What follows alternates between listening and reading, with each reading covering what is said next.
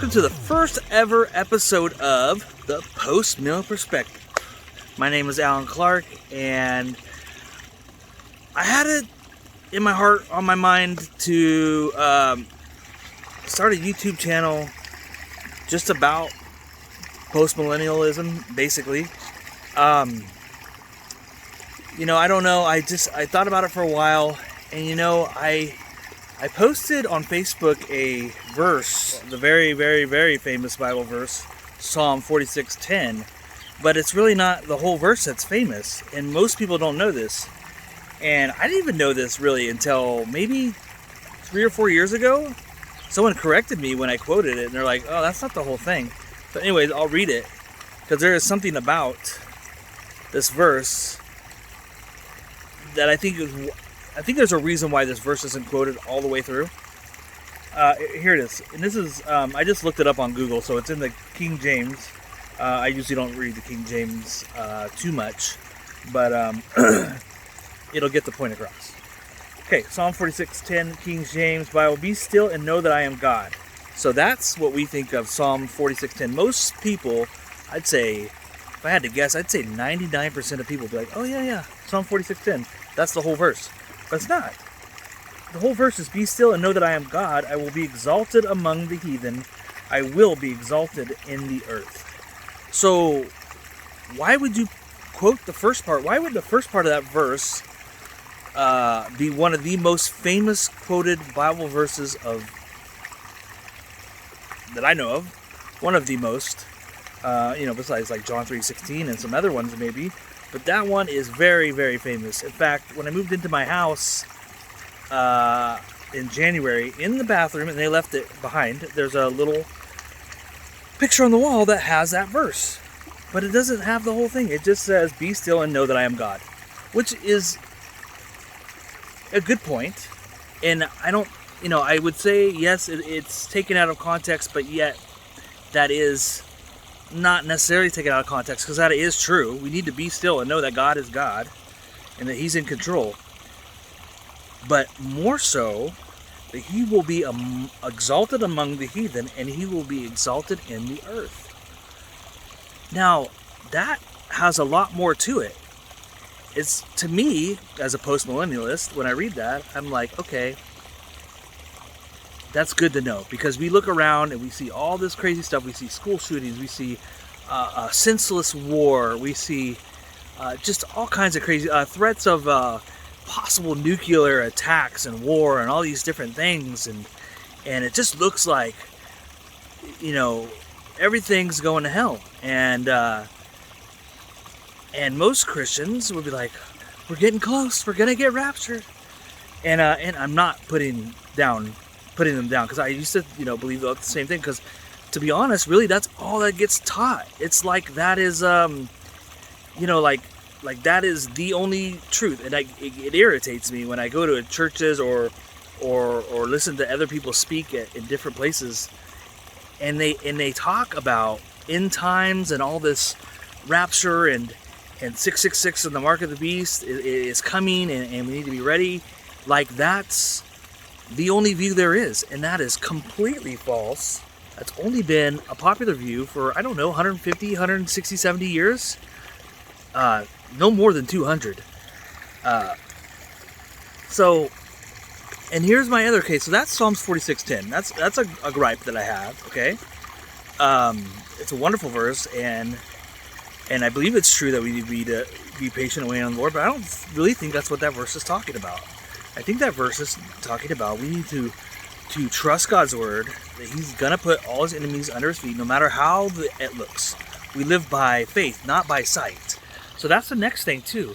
What is the most quoted verse from the Old Testament in the New Testament? Ask a crowd of people that. And I doubt anyone will know. I doubt it. I doubt one person would know. And don't you think that's pretty important? Because I'm not a scholar. I didn't go to seminary. I did go to 1 year of a Teen Challenge Ministry Institute, and one thing I did learn there is they teach, if something's from the Old Testament is quoted in the New Testament, that means we should be paying attention to that. That means that whatever that thing is from the Old Testament that's being quoted in the New Testament is still very relevant. Although I'd argue that 90% of the things from the Old Testament are very relevant today, and will be relevant in the future. But I learned that if you hear something repeated that's in the Old Testament again in the New Testament, that we need to be paying attention. Then why? So the most quoted verse from the Old Testament that's in the New Testament that's quoted, and I don't know the exact number. I could look it up real quick and I would know. I think it's something like 26, 27 times. It's either quoted or alluded to, and in some circles it's known as God's favorite verse. Is Psalms 110:1. The Lord said to my Lord, sit at my right hand while I make all your enemies your footstool. So that is God talking to Jesus. Sit at my right hand and I'll make all your enemies your footstool. So when did Jesus sit at God's right hand? After the ascension. After he came to earth, died on the cross, and was ascended into heaven, was raised on the third day, ascended into heaven, he went and sat at the right hand of the Father. So, and here's another one too. So if you ask people, hey, what's Jesus doing right now? And I've asked people this. I've asked groups of people this. Every single time, I've gotten this answer. Oh, he's sitting at the right hand of God, interceding on our behalf. True. Very, very true. Now, that verse, I believe, alludes to Psalms 110:1, and it is very true that he's interceding on our behalf. But they never say he's sitting at God's right hand, putting all his enemies under his feet. They never say that. But that is quoted again and again and again throughout the New Testament. Why? Why aren't preachers preaching this? Most preachers. Why aren't pastors preaching this? Why aren't people preaching this message? Why aren't people talking about this in Bible studies? For the most part. Sorry, I had to move. A whole bunch of people started coming around me and swimming. See how Satan works. But I didn't lose my thought. What I'm saying is, Psalms 110:1, most quoted verse from the Old Testament in the New Testament. Preachers aren't preaching it. Pastors aren't talking about it. It's not in Bible study. Mostly. All the ones I go to. Anyways. The reason, in my opinion, the only reason I can think of, it does not jive with their eschatological view. Their eschatology. Their view of end times. You can't preach that as the world's going to get worse and worse and worse and worse, and then we're going to get raptured, and then preach Psalms 10:1. It just does not work. And I'd say the same is for Psalms 46:10. It does not jive with their view of end times. So I'm not creating this channel to argue with people, to debate with people, to say, oh my gosh, those guys are idiots because they don't believe. I never knew about postmillennialism or even amillennialism, which I would go amillennialism way before I'd go premillennialism. And this view of end times that is so popular nowadays, it's called premillennial dispensationalism. About 12 years ago or so, I started watching Jeff Durbin and Apologia and listening to their podcasts. I really didn't have a view on end times at that point. I was a pan-millennialist. It's all going to pan out in the end.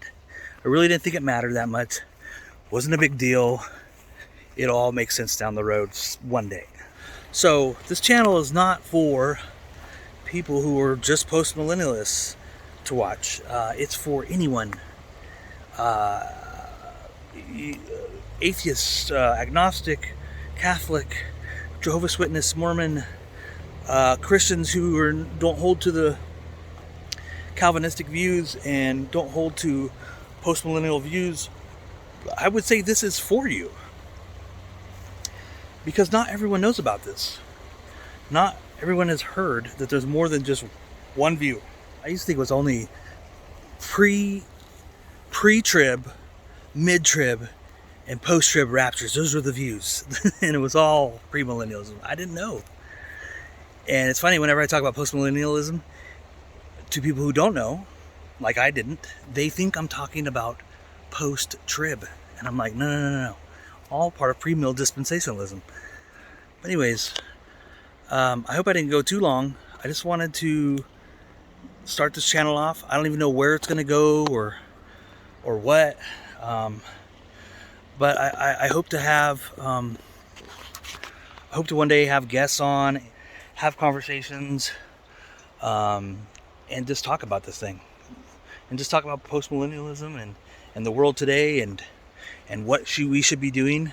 Because I know I'm not doing enough. I know I'm not doing enough. It's not enough to just have a view of end times if you don't do anything with it. But anyways, I hope to put out a new video or new content at least once a week.